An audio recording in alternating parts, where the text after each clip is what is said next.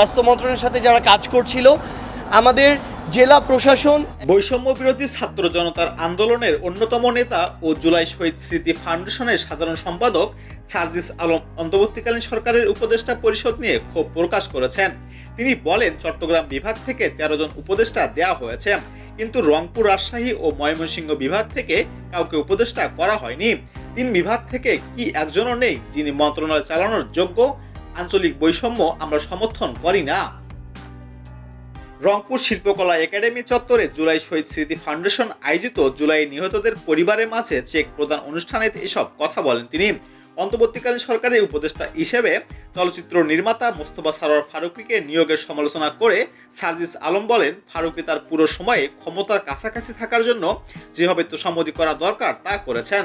এই ফারুকী কিভাবে এই উপদেষ্টা পরিষদে আসেন? এরকম কঠিন সময়ে নীরব থাকা ও গা বাঁচিয়ে চলা লোকজনকে আমরা উপদেষ্টা হিসেবে দেখতে চাই না।